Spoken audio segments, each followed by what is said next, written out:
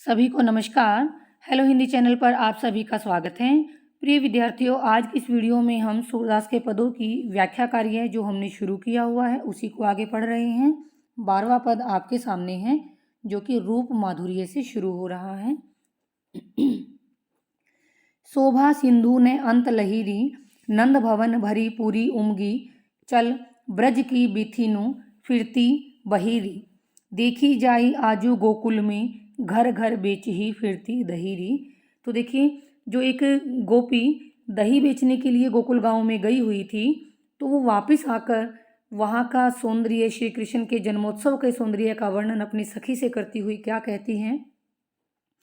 शोभा सिंधु ने अंत लहीरी, कि जो शोभा के सागर श्री कृष्ण हैं उनकी सुंदरता का कोई अंत नहीं है, यानी उनका सौंदर्य असीम है। देखी, तीसरी पंक्ति करेंगे हम पहले।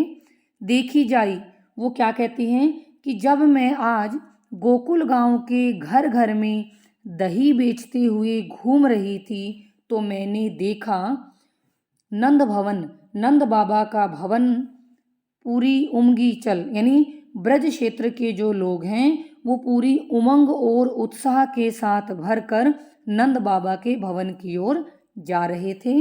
बीथिनु फिरती बहीरी, और इस कारण जो ब्रज की गलियां हैं, बीथिनु क्या होता है? गलियां। इस कारण जो ब्रज की गलियां हैं वो लोगों से बिल्कुल भरी हुई थी, यानी गलियों में पूरी भीड़ भरी हुई थी और वो सारी की सारी लोगों की भीड़ नंद बाबा के भवन श्री कृष्ण को देखने के लिए जा रही थी। कह लगी कहो बनाई बहुत विधि, कहत ने मुख सहसु निभीरी।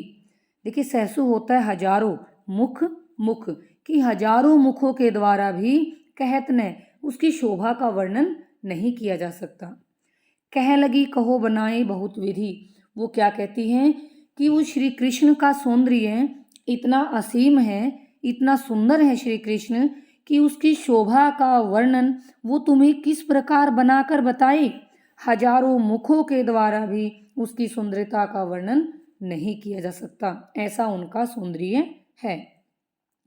जसुमती उदर अगाध उदिते, उपजी ऐसो सबने कहिरी, कि वहाँ पर उपस्थित लोग सभी ऐसा कह रहे थे कि वो शोभा के सागर भगवान श्री कृष्ण जसुमती उदर, यशोदा माता के गर्भ से जन्मे हैं।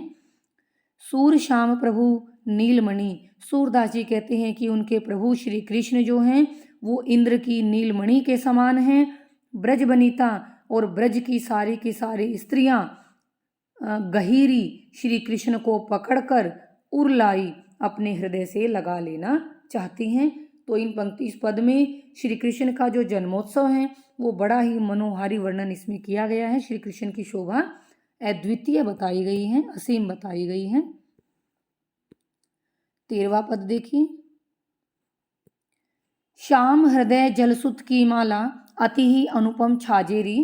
अब इन पंक्तियों में क्या कहते हैं कि श्याम हृदय, श्री कृष्ण के हृदय पर गले में जलसुत, मोतियों की जो माला है, यानी श्री कृष्ण ने अपने गले में जो मोतियों की माला पहनी हुई है, अति ही अनुपम छाजेरी, वो बहुत ही ज़्यादा अनुपम, अद्वितीय, छाजे होता सुशोभित होना, सुंदर लगना, वो अद्वितीय लग रही है, बहुत ही ज़्यादा सुंदर लग रही है। मनहु, उसे देखकर ऐसा लग रहा है, मनहु मानो, मानो आ गया है तो यहाँ पर उत्प्रेक्षा अलंकार बनता है। मानो बलाक पाती, बुगलों की पंक्तियां नवघन में, बादलों के बीच में, श्री कृष्ण के गले में मोतियों की माला इतनी अद्वितीय सुंदर लग रही है मानो बादलों के बीच में बुगलों की पंक्तियां हों। यह उपमा कुछ भराजेरी, कि उसको देखकर तो यही उपमा उचित लगती हैं, सुशोभित होती हैं, क्योंकि बगुले भी कैसे हैं? सफ़ेद रंग के हैं, और जो मोतियों की माला है वो भी कैसी है? सफ़ेद रंग की हैं। तो शाम कैसे हो गए? बादल के समान। तो जिस प्रकार बादलों के बीच में बगुले सुशोभित हो रहे हैं, उसी प्रकार श्री कृष्ण के गले में जो मोतियों की माला है वो अत्यधिक सुशोभित हो रही है। तो इस दृश्य को देखकर यही उपमा उचित लगती है। पीत पीला, हरित हरा, सित सफेद, अरुण लाल, मालबन वनमाला। राजत सुशोभित होना होता है। हृदय विशाल, विशाल हृदय, कि श्री कृष्ण का जो विशाल हृदय है उसके ऊपर पीली, हरी, सफ़ेद और लाल रंग की जो वनमाला उसने पहनी हुई है वो अत्यधिक सुशोभित हो रही है। मानो उसको देखकर ऐसा लग रहा है कि जो पीले, हरे, सफ़ेद और लाल रंग की वनमाला उसने पहनी हुई है वो ऐसी लग रही है। यहाँ पर भी उत्प्रेक्षा अलंकार बन रहा है। मानो इंद्रधनुष नवमंडल प्रगट भयो ते ही कालरी। मानो उस अवसर पर आकाश में इंद्रधनुष प्रकट हो गया हो, वो दृश्य ऐसा लग रहा है। भृगुपद चिन्ह उरस्थल प्रगटे। श्री कृष्ण के उरस्थल हृदय पर या वक्ष स्थल पर भृगु ऋषि के पैरों के निशान हैं। कौस्तुभ मणि ढिंग बरसेरी और कौस्तुभ नाम की जो मणि है डिंग पास में ही बरसेरी सुशोभित हो रही है। श्री कृष्ण के हृदय पर भृगु ऋषि के पैरों के निशान हैं और कौस्तुभ नाम की मणि भी उसी के पास में सुशोभित हो रही हैं। बैठे मानो, यहाँ पर भी देखिए संभावना लग रही है कि ऐसा लग रहा है, तो यहाँ पर भी उत्प्रेक्षा अलंकार बन रहा है। तो उसको देखकर ऐसा लग रहा है मानो षटविदु 6 चंद्रमा एक संग एक साथ अर्धनिशा आधी रात को मिलकर हरसेरी प्रसन्न हो रहे हैं। कि उस दृश्य को देखकर ऐसा लग रहा है मानो 6 चंद्रमा एक साथ आधी रात के समय बैठकर प्रसन्न हो रहे हैं या खुश हो रहे हैं। भुजा विशाल श्याम, श्याम की जो विशाल भुजाएं हैं, सुंदर सुंदर भुजाएं हैं। चंदन खोरी चढ़ायोरी, कि उसके ऊपर चंदन का लेप लगाया हुआ है, वो चंदन के लेप से सुंदर लग रही हैं, सुशोभित हो रही हैं। श्री कृष्ण की विशाल भुजाओं पर चंदन का लेप लगा हुआ है जो अत्यधिक सुशोभित हो रहा है, सुगंधित हो रहा है। सूर सुभग अंग अंग की शोभा ब्रज ललना ललचायरी। सूरदास जी कहते हैं कि भगवान श्री कृष्ण के अंग अंग की जो शोभा है, सुंदरता है, उसको देखकर ब्रज की ललना गोपियाँ, स्त्रियाँ ललचा रही हैं। यानी श्री कृष्ण के शरीर के अंग अंग की शोभा को देखकर ब्रज की सभी स्त्रियाँ लालायित हो रही हैं। उसकी शोभा उनको ललचा देने वाली है। तो अगला पद देखिए, अंतिम पद है ये। देखे माई रूप सरोवर साज्यो। अब वो एक गोपी क्या कहती हैं, देखे माई, वो अपनी माँ से कह रही है, माई हे माँ, देखे, देखा है या देखो रूप सरोवर साजो, कि श्री कृष्ण के रूप का, उसकी सुंदरता रूपी जो सरोवर सजा हुआ है उसे देखो। अर्थात श्री कृष्ण की जो सुंदरता है उसे देखो कि वो कितने सुंदर लग रहे हैं। ब्रज बनीता, ब्रज की बनीताएं, ब्रज की गोपियाँ, वर श्रेष्ठ, कि जो ब्रज की श्रेष्ठ गोपियाँ हैं। वारी वृंद जल समूह, वारी होता है जल, वृंद होता है समूह, उस जल समूह में ब्रजराज श्री कृष्ण विराजमान हैं।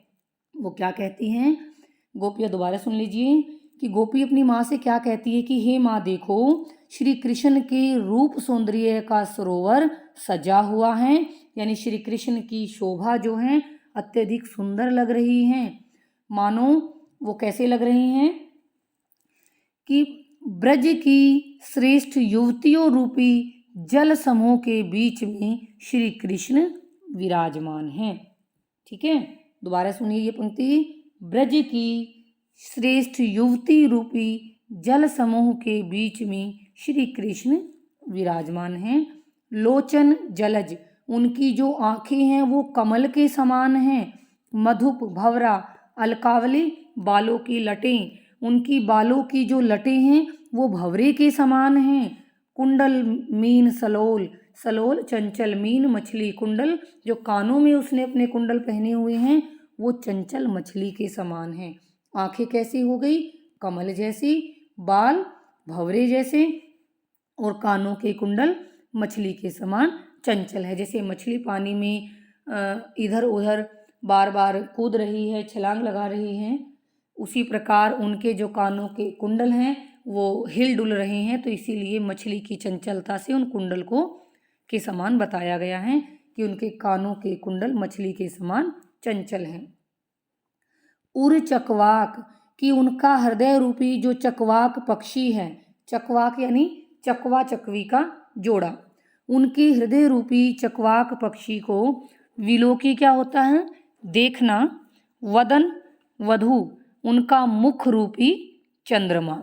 अब देखिए चकवा चकवी जो पक्षी हैं, हिंदी साहित्य में बताया गया है कि साहित्यकारों ने बताया है कि चकवा चकवी जो पक्षी हैं वो रात्रि को एक दूसरे से बिछुड़ जाते हैं और प्रातःकाल होने पर ही वो एक दूसरे से उनका मिलन होता है।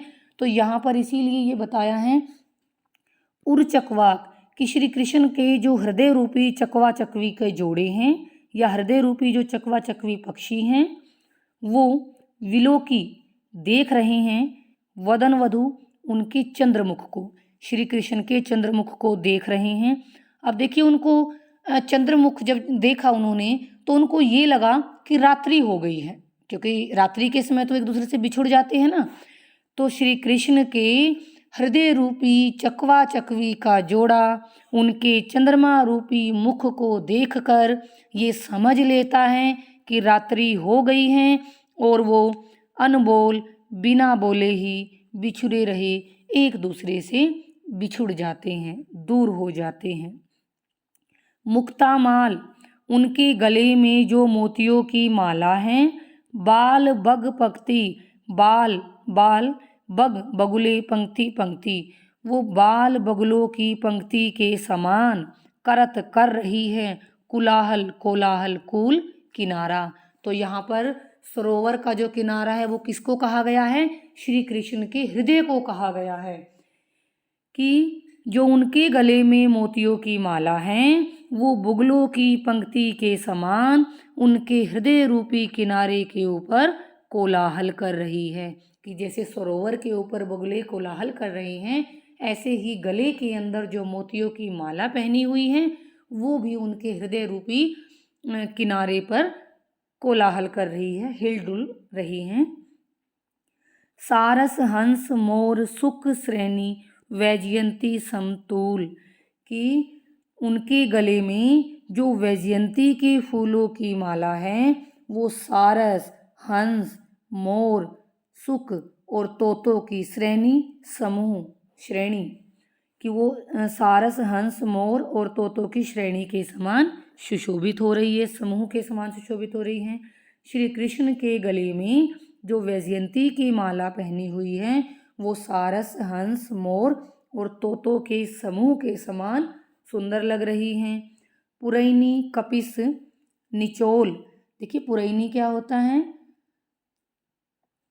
कमल, कपिस क्या होता है, रेशमी कपड़ा, निचोल ओढ़नी कि श्री कृष्ण के शरीर पर जो उन्होंने रेशमी रंग के वस्त्र पहने हुए हैं, पुरैनी कपिस निचोल कि जो श्री कृष्ण ने कमल के समान कोमल रेशमी वस्त्र पहने हुए हैं, विविध अंग उनके शरीर के वो अंग जिन पर वो रेशमी वस्त्र हैं, बहुरति रुचि उपजावे वो बहुत ही ज़्यादा रुचि को, रति प्रेम को, कि वो बहुत ही ज़्यादा प्रेम को उत्पन्न कर रहे हैं, श्री कृष्ण के प्रति प्रेम को उत्पन्न कर रही हैं। दोबारा देख लीजिए इस पंक्ति को कि श्री कृष्ण ने अपने शरीर पर जो कमल के समान कोमल रेशमी वस्त्रों को पहना हुआ है वो श्री कृष्ण के प्रति अत्यधिक प्रेम भाव को उत्पन्न कर रहे हैं।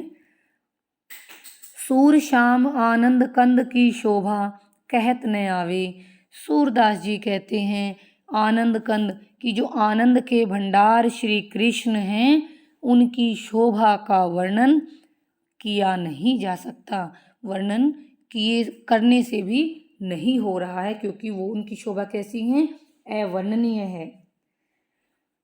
तो ये थे रूप माधुर्य के पद।